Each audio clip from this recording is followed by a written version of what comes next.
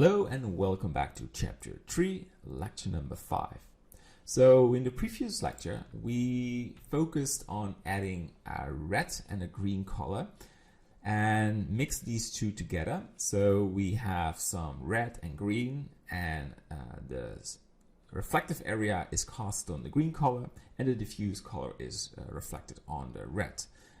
And we achieved this by adding a color ramp. And we use the same data for the colors as for the roughness, so we have this separated area. All right, so in this lecture, I like to work with an image texture. So we remove the colors and going to work with images. So we also have to import the normal and the roughness map from the image. But before we do anything, I like to change the environment map, because we now use an HDRI environment texture, and each time when we render it takes some calculation, and that will slow the process down. So we go to solid mode, remove it, and select a sky texture. So keep the default settings, we're good to go with that. All right, so in image texture, let's add a texture image texture, and we go to open, and I have this beautiful brick image extracted from high quality texture scan. So we have all the texture maps. So we put the color into the red color, so it will disappear.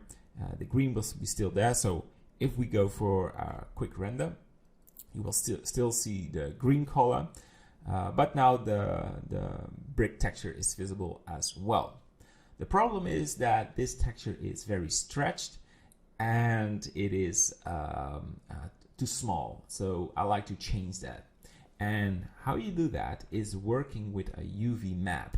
So when you work with colors like red and blue or green, you don't need UV coordinates. But when working with an image texture, you need to know where to place that. So we call that the UV map. So when we go to the edit mode and you select all the vertices, you go to this workspace, UV editing. It will take some time, so we can change that, and I like to have this view. You can see our image, and when I press tab, you can see all the vertices. So it's a sort of an unwrap. Same if you have a piece of paper and you want to make a cube, you have a scissor and you cut it so you have the shape of the cube. And that's the same for the sphere. You have now a sort of an unwrap of it. But as you can see, here you can see perfect squares, and these are like rectangle shaped. So what we need to do is scale this a little. And by default, when you add a cube or a sphere, you have the UV unwrap from this shape. And that's a great thing, so you don't need to add it.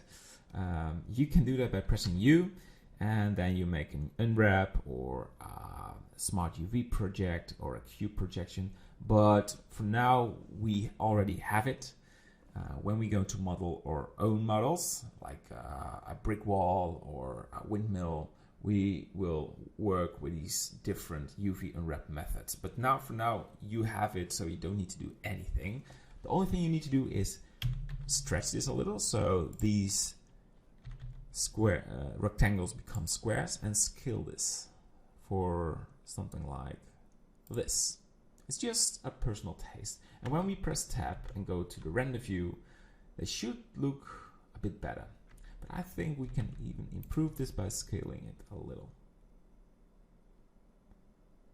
All right. Let's keep it like this. All right. So you maybe wonder, why do we still have this green color? Well, that's something we're going to focus on now. So in fact, what will work is you can put this image in the base color, and you go to for render, and then you still have this roughness glitch because we have the roughness input from the color ramp, but then you have the image color. What I like to do is have some different colors on the brick. So I want to have some bright bricks and some dark bricks. So that's why we have this mix. And we're going to add a color, brightness and contrast, and we put this into the color, and we change this to -0.02, and then we add this in the green color, and the output from this mix goes into the base color. So you can see there are some dark areas. It's slightly different, but that makes it looks like it's not a stretched texture or a duplicated image. So there is some little variation on this sphere, and I like that. So let's remove this invert node because we don't need that. So we still have the noise texture, we have the color ramp, and we now have two textures, well, coming from one, mixed with each other, and it become this. So to give you a quick preview, this is when it looks like when you have one, and this is looks like when you have two. So just a little difference, but all details are important. I think it's smart to increase the strength a little from the sunlight, make this 3, so it's a little bit more visible. Left click on the sphere, and I like to add the roughness map from the brick. So we left click on this image, press Shift D, so we have duplicated, and we're going to look for the roughness. Castle brick rough should be this one, and open it.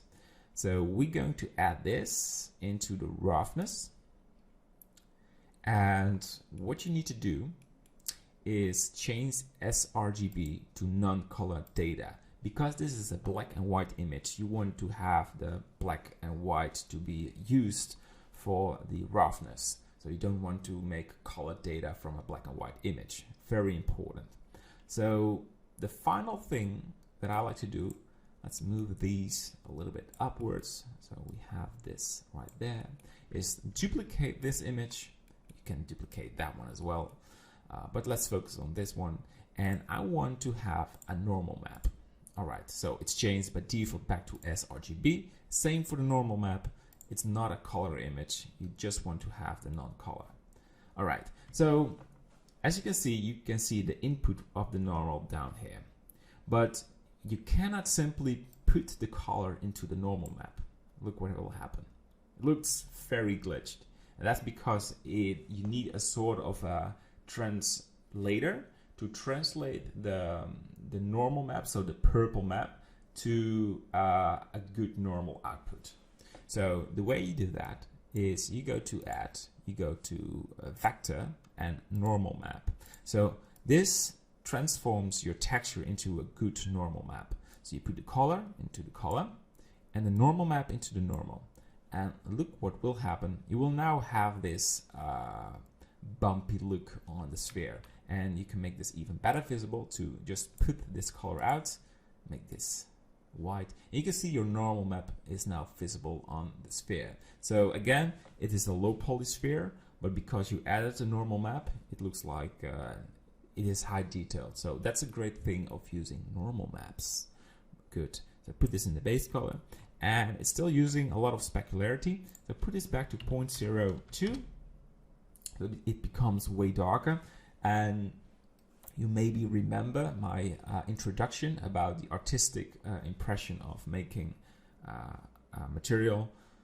My values are not the only value what is good for this brick material. So if you think 0.04, for example, fits this sphere better for this brick, or 0.1, it's up to you. So you have to find the way how you want to display your brick.